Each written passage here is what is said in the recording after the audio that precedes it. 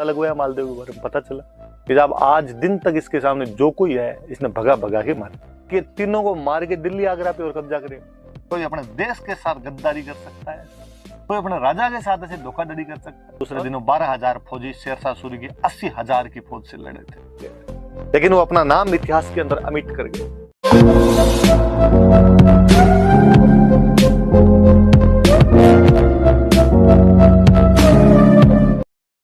इधर मालदेव के दो सेनापतियों के नाम याद रखना, जेता और कुंपा। कुंपा वही जिसको बीकानेर दे के आया था, वही है। कहते हैं कि ये युद्ध जब हुआ था उस युद्ध से थोड़े दिन पहले कुंपा ने और मालदेव के पास आ गया था, वापस जोधपुर आ गया था। और मालदेव ने उससे पूछा कि भाई तू वापस जोधपुर क्यों आ गया? तो उसने कहा कि साहब ये हुआ, मैं वापस तो इसलिए आ गया हूं क्योंकि वहां बीकानेर में मेरा मन नहीं लगता, बीकानेर में मेरा जी नहीं लग रहा है, इसलिए मैं वापस आ गया और मैं यही आपके साथ रहना चाहता हूँ। और फिर उसने कहा मैंने सुना है कि उधर से शेरशाह सूरी हमला करने वाला जोधपुर पे, और मेरे पैतृक राज्य पे कोई हमला करे तो मैं बीकानेर बैठा रहूं, ये तो बात गलत है। तो मैं तो यहाँ जोधपुर में आपके साथ रहूंगा और आपके साथ में लड़ूंगा। और शेरशाह ने कहा मालदेव ने कहा यार शाबाश, ये होना चाहिए, यूं मादा आदमी। अब साहब यहाँ पे गिरी सुमेल में दोनों की आमने सामने सेना आगे बैठ गई। इधर मालदेव की सेना बैठी, उधर शेरशाह सूरी की सेना बैठी। शेरशाह सूरी के साथ में बीकानेर और मेड़ता वाले और थे साथ के अंदर। सेना बड़ी, मालदेव की सेना खूब बड़ी, और शेरशाह सूरी को डर लगे। शेरशाह सूरी को लगे यार ये मराए। मैंने बताया था कि मुसलमान राजा जितने होते थे उनकी गुप्तचर व्यवस्था बहुत अच्छी हुआ करती थी, और शेरशाह सूरी ने अपने जो गुप्तचर थे उनसे पता लगवाया मालदेव के बारे में, पता चला कि जब आज दिन तक इसके सामने जो कोई है इसने भगा भगा के मारा। और इन कल्याणमल वीरमदेव की तो इसने हालत खराब कर दी थी, इन दोनों राज्य पे इसने कब्जा कर रखा। कल्याणमल वीरमदेव उधर से शेरशाह कह के लाए थे कि अपने तीनों लड़के मिलेंगे। कल्याणमल ने कहा मुझे बीकानेर दिलवा देना, वीरमदेव ने कहा मुझे मेड़ता दिलवा देना, शेरशाह ने कहा मुझे क्या मिलेगा, आप सर जोधपुर रख लेना, जोधपुर आपका ही है। अब शेरशाह ने उन दोनों को बुलाया और शेरशाह ने बुलाकर तुम क्या कह रहे थे, एक बार फॉर्मूला तुम्हारे वाला दोबारा बताना।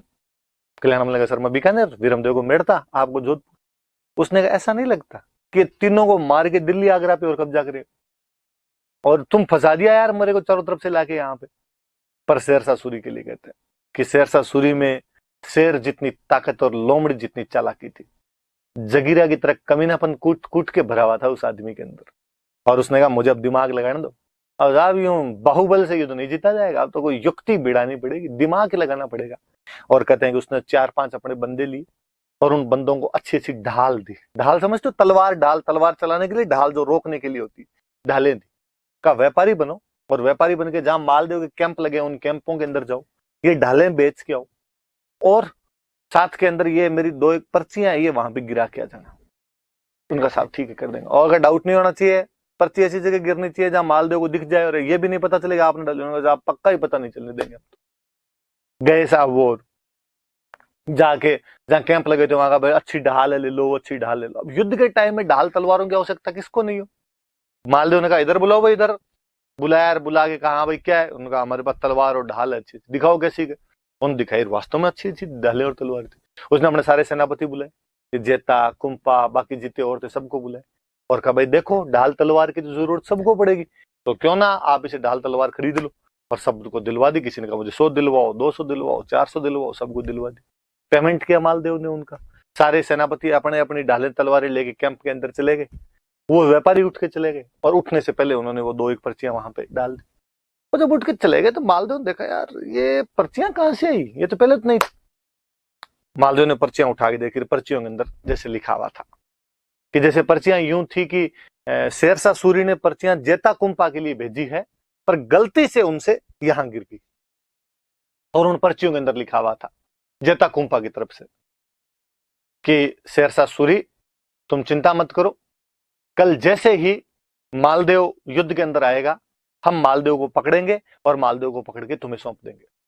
कि जेता कुंपा ने लेटर उसको लिख के ऐसे भेजे थे और शेरशाह ने वापस लिख के भेजा कि हाँ ठीक है अपनी डील पक्की, और मैं जीत गया तो बाद में तुम्हें मारवाड़ का राजा बना दूंगा। अब मालदेव ने जैसे ही वो पर्चियां पढ़ी उसका दिमाग खराब, उसको लगा कि यार नमक हरामी हो रही है अपने साथ में, तो अपने ही लोग अपने खिलाफ। और उसने अपने बाकी सामान, जेता कुंपा को छोड़ के जो बाकी सामान थे उनको बुलाया और उनको कहा कि गो बैक, वापस चलो। उसने सोचा जब यार लड़के मरना ही है तो मैं यहाँ गिरी सुमेल में नहीं लड़ूंगा, तो मैं वापस जोधपुर जाके लड़ूंगा। एक बात और लो बीच में, कहते हैं कि जब शेरशाह की सेना आने के समाचार मिले थे कि भाई शेरशाह की सेना लड़ने के लिए आ रही है, तो मालदेव ने वहां बैठ के कहा था भाई आपने कहां युद्ध लड़े? तो जेता कुंपा ने कहा था कि युद्ध गिरु सुमेल के पास लड़ा जाए। क्यों?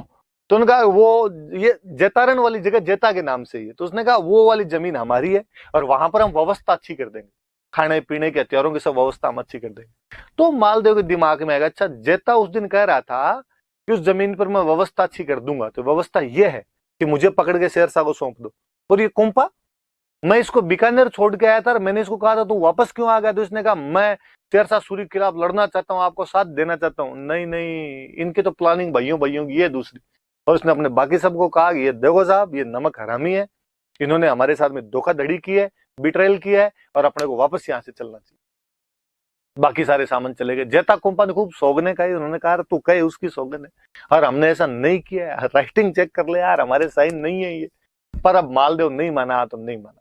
तो जेत और अब बाकी सारी जनता जो बाकी सारे सामान वो यूं थू थू करे और वो जेता कुंपा की तरह, अरे यार कोई अपने देश के साथ गद्दारी कर सकता है ऐसे, कोई अपने राजा के साथ ऐसे धोखाधड़ी कर सकता है और तुम्हें तो डूब मरना चाहिए, वैसी बातें कर।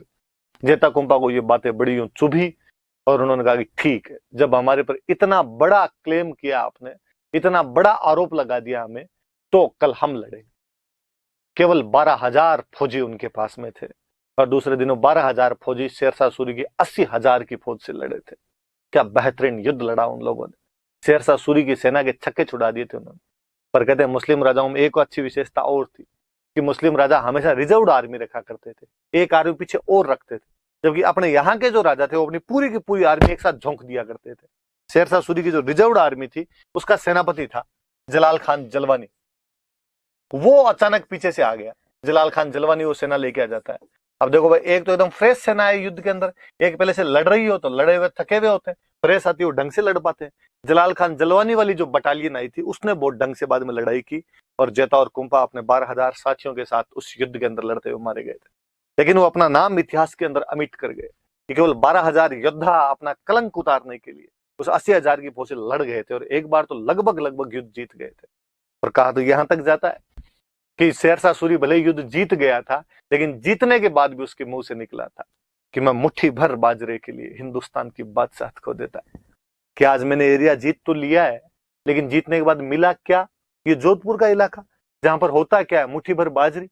यदि हार जाता तो यार दिल्ली और आगरा जो मेरी हिंदुस्तान की बादशाह था उस पर भी ये लोग कब्जा कर लेते। तो याद रखना कि किस युद्ध के बाद में ऐसा कहा गया था कि मैं मुट्ठी भर बाजरे के लिए हिंदुस्तान की बादशाह खो देता? तो गिरी सुमेल के युद्ध के बाद में या जेतारण के युद्ध के बाद में, जो 5 जनवरी 1544 को मालदेव के पीछे हटने के बाद उसके दो सेनापतियों जेता और कुंपा की मात्र 12,000 की फौज ने शेरशाह सूरी की विशाल 80,000 की फौज के साथ में युद्ध किया था।